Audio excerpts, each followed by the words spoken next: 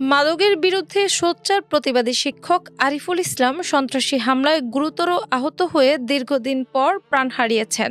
লালমনিরহাট সরকারি technical school and কলেজের এই শিক্ষক নিজের এলাকাকে অপরাধমুক্ত ও আলোকিত করতে সর্বদা স্বপ্ন দেখতেন। সমাজ থেকে জুয়া ও মাদকের বিষাক্ত আখড়া উচ্ছেদ করার উদ্দেশ্যে তিনি আলোকিত লালমনিরহাট নামে একটি সামাজিক আন্দোলন শুরু করেন। নিজ গ্রাম গন্ধ মরুরায় প্রকাশ্যে চলা অনলাইন জুয়ার বিরুদ্ধে সোচ্চার হয়ে তিনি স্থানীয় চক্রের হোতা রহিদুল ইসলামকে সতর্ক করেছিলেন। অপরাধ পথ ত্যাগ না করলে আইনশৃঙ্খলা বাহিনীর হাতে তুলে দেওয়ার হুমকি দেওয়ায় সন্ত্রাসীরা তার ওপর ভীষণ ক্ষুব্ধ হয়ে ওঠে।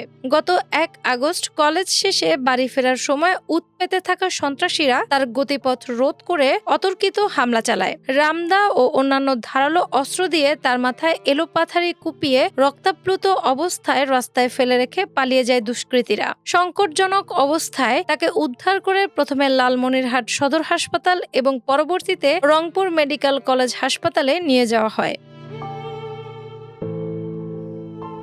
অবস্থার আশঙ্কাজনক অবনতি ঘটলে তাকে ঢাকার একটি হাসপাতালে নিবিড় পর্যবেক্ষণ কেন্দ্রে স্থানান্তরিত করে লাইফ সাপোর্টে রাখা হয়। দীর্ঘদিন অচৈতন্য অবস্থায় চিকিৎসাধীন থাকার পর শুক্রবার ২১ আগস্ট সন্ধ্যায় ঢাকা মেডিকেল কলেজ হাসপাতালে তিনি শেষ নিঃশ্বাস ত্যাগ করেন। আরিফুল যখন হাসপাতালের আইসিইউতে জীবন মৃত্যুর সন্ধিক্ষণে লড়ছিলেন, ঠিক তখনই এক ক্লিনিকে জন্ম নেয় তার প্রথম পুত্র সন্তান।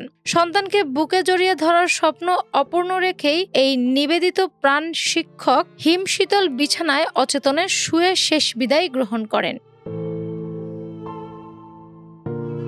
মৃত্যুর নির্মম খবর ছড়িয়ে পড়তেই নিহতের গ্রামে গভীর শোক নেমে আসে এবং সদ্যজাত সন্তানকে কোলে নিয়ে স্তব্ধ স্ত্রী অঝরে কাঁদছেন। নিহতের বৃদ্ধ বাবা আকুল কান্নায় জানান যে সমাজকে ভালোবাসাই তার ছেলের অপরাধ ছিল এবং আজ তার নাতি সম্পূর্ণ এতিম হয়ে গেল। ঘটনায় আদিতমারি থানায় ১০ জনের বিরুদ্ধে মামলা দায়ের করা হলেও জামিনে থাকা আসামিরা পরিবারটিকে প্রতিনিয়ত ভয়ভীতি প্রদর্শন করছে। থানার ভারপ্রাপ্ত কর্মকর্তা আশ্বাস দিয়েছেন যে মূল অভিযুক্ত রহিদুল সহ জড়িতদের দ্রুত গ্রেপ্তারের পুলিশের অভিযান অব্যাহত রাখা হয়েছে। ডেস্ক রিপোর্ট, বাংলাবাজার পত্রিকা।